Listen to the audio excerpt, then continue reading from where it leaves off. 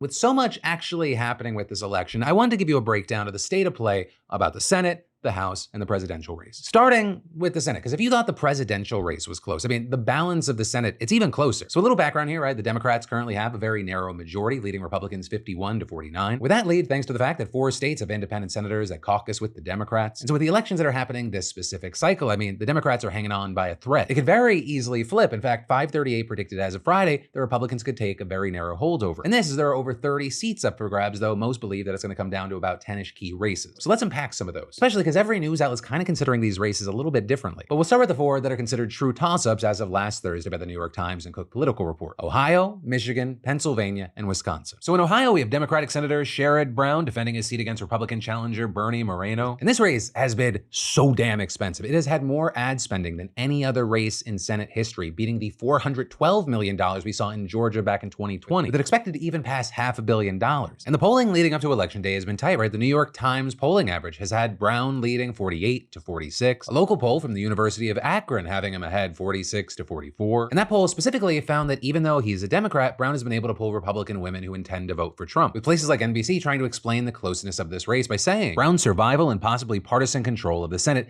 hinges on split-ticket voters in a state that twice backed former President Donald Trump by healthy margins, and likely will again. But then, over in Michigan, we have 2 candidates vying for an open seat. You have Republican Mike Rogers and Democrat Alyssa Slotkin. Right, and Slotkin, she's currently a U.S. representative, and Rogers is a former representative who was in office from 2001 to 2015. Also, for some background here, no Republican has actually won a U.S. Senate seat in the state since the 90s, but the polling here is super tight, with the Detroit Free Press having Slotkin ahead by 5 points, but the poll has a 4-point margin of error. Though also, the New York Times has averaged Slotkin pretty consistently at 5 points ahead since October, right now at 49 to 45. Now, for her part, Slotkin's been touting her ability to work across the aisle because she's worked in national security roles under both the Bush and Obama administrations. Meanwhile, you have Rogers saying that he's running on fixing the shortcomings in Washington under this administration. But then, of course, all eyes are going to be on Pennsylvania, especially with incumbent Democrat Bob Casey going against Republican challenger David McCormick. And here, the Cook Political Report actually previously considered this race a lean Democrat, but in late October, it switched it up to a toss-up. And so you have the Associated Press saying this is shaped up to be the toughest race of Casey's Senate career. And this is the Hill had Casey leading 48 to McCormick's 45.8%. The New York Times average also has incredibly similar figures, which is notably closer than the 49 to 44 point lead Casey had in early October. And this is also another race where abortion has come up as a major issue. And then that brings us to the last toss-up, which is Wisconsin, where you have Democrat Tammy Baldwin defending her seat against Republican businessman Eric Hovde. There, an October poll from Marquette Law School had Baldwin ahead by 2 points, and the New York Times average has her similarly leading 49 to 47. With this, you have outlets like CNN reporting that this race has hit a lot of hot-button issues like abortion and immigration, also saying the race has, quote, devolved into one of the most personal and nastiest affairs in the country. Baldwin is notably the first out gay senator, and she's accused Hovde of trying to remind voters of her sexuality. Right, in this, because he's run ads noting that her partner is a financial advisor and claiming it's a conflict of interest because she has high-end clients. But there, fact checks have found no evidence for claims that Baldwin has used her role in the Senate to boost her partner's wallet. And this is Hovde has also taken heat for his own finances because he's the CEO of a $3 billion bank, and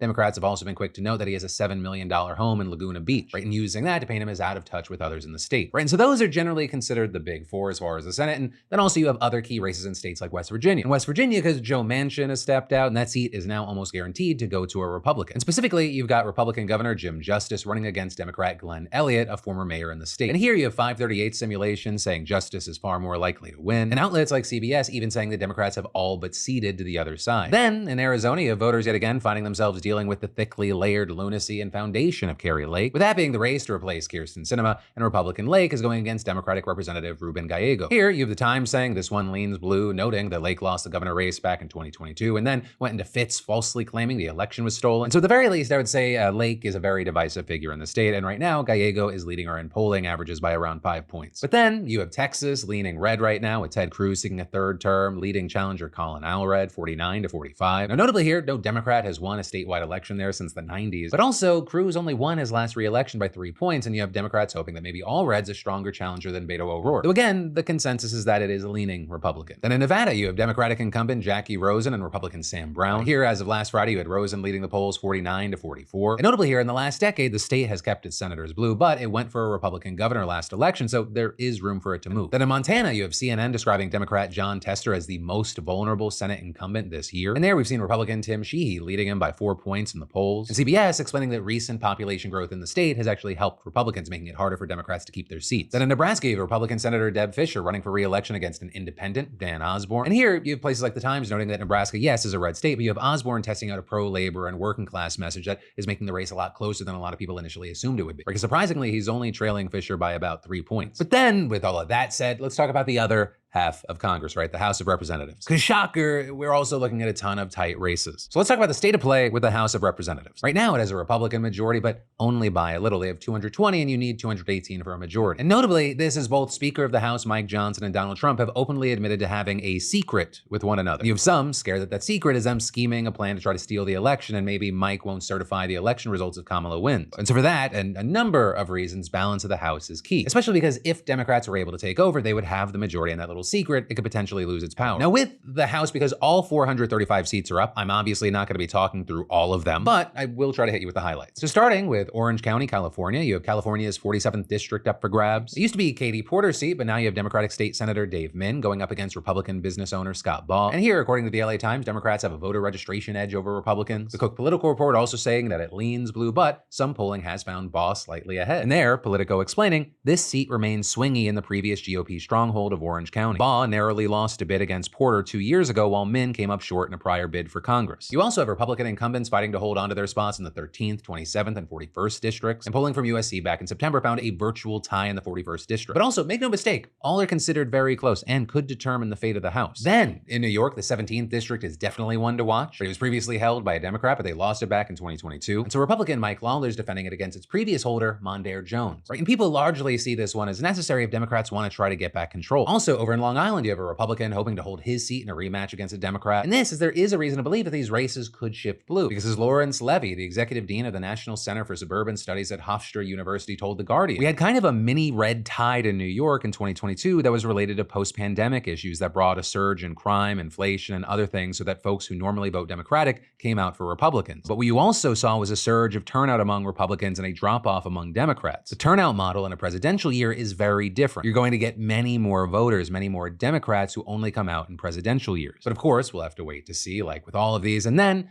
let's talk about Pennsylvania, because as always, it's super consequential. And as far as the House, it has 3 House district races that are considered toss-ups. One of those is the 10th district, where Republican Scott Perry is seeking re-election after 6 terms. But this, as reported by CBS News, challenger Janelle Stelson was endorsed by Republicans for Harris, and she's been going after him hard, running ads about him not living in the district and going after him for defying a subpoena related to January 6th. Then another toss-up there is the 7th district, which has a history of choosing the president. I mean, it is a true swing district. Biden only beat Trump back in 2020 by 49.7% to 49.1%. And then the last toss-up there is the 8th district, with the Democrats seeking re-election and holding the seat since 2013. So there, Republicans do believe they stand a chance of flipping it. Then, in Virginia, you have most people talking about the 2nd and 7th districts. Here you have NBC News saying the Democrats have the possibility of flipping the 2nd district, and if they do, the outlet says that it could be an early sign that the party is going to have a good turnout elsewhere. But it is far from guaranteed. I mean, you have the Times actually reporting that it is leaning red, but it does have the 7th as a true toss-up, right? The seat is open, no one's defending it, and the 2 people fighting are Democratic candidate Eugene Vindman, who's notably the twin brother of Alexander Vindman, which also, I will say there are potentially a lot of voters confused about who is running. And so some have tied either support or dislike of candidate Vindman to the actions of his brother, who testified against Trump during his first impeachment trial. And that could possibly help GOP candidate Derek Anderson, as the partisan nature of the impeachment could alienate some voters. Which I will note here, because it was reported, right, Eugene Vindman, the candidate, was involved in the impeachment, but he wasn't the main character like his brother was. So this also, as the Post has said, it's unlikely that this confusion will fully sway the outcome. But again, we're talking about it because it is a toss-up race and it'll be one to watch. But then, hopping to Wisconsin, the 3rd district there is definitely one to watch. There you have Republican Derek Van Orden defending his seat after a lot of controversy during his first term. Among other things, he shouted at Biden during the State of the Union, and he also faced backlash for yelling and cursing at high school-age Senate pages while they were touring the Capitol. And here you have Democrat Rebecca Cook challenging him by running as a moderate, hoping to appeal to those who were turned off by those controversies. And while there are things like a Huffington Post poll having her leading by 1 percentage point back in October, the Times still has it leaning Republican. Then moving on to Texas, you have people saying that the 34th district is a major sign of where the Latino vote hangs swings in the state, and very importantly with that, the potential for it to move to the right. And the Times has had it leaning to the left, and outlets like NBC have also said that it's more likely to go that way too. But Republican Mayra Flores is challenging incumbent Representative Vicente Gonzalez by leaning into far-right rhetoric at a time when Trump could make gains in the Latino community. With, for example, USA Today explaining that South Texas has been a Democratic stronghold for a while, but Republicans have been slowly making inroads into South Texas, and this district could be a bellwether in that effort. Finally, for House races we're talking about, we go to Arizona, because Arizona has two districts that are considered toss-ups by the Times, the 1st and the 6th. Both have incumbent Republicans, and in the case of the 1st district, you have incumbent David Schweikart going against Democratic former lawmaker and ER physician Amish Shah. It is the wealthiest district in the state. It is a toss-up, but somehow the 6th district, it seems even closer. It's a rematch between Representative Juan Ciscomani and Kirsten Engel. And in 2022, he beat her by less than 6,000 votes. And so now this time around, it's tied within the margin of error, with Engel notably trying to run on reproductive rights, as that's going to be a key issue for the state elsewhere on the ballot. And again, there are more House races at play here, but I just wanted to at least highlight those. But then finally, obviously, we're looking at the presidential race. That's where understandably all eyes are. Here, there's been plenty of national polling, though that really doesn't matter because of the Electoral College. But you also have places like 538 Simulator saying that Kamala Harris wins 50 times out of 100 while Trump wins 49. And this after it previously had Trump winning 52 times out of 100 and Harris 48 times. Statewide polling generally very close. So this, of course, is over the weekend before Election Day. We saw a very highly rated outlier poll, with that coming from Ann Selzer, who has a very good track record as far as what the vote is going to be in Iowa. And there, while you had many people expecting her poll to find Trump up +5 or +7,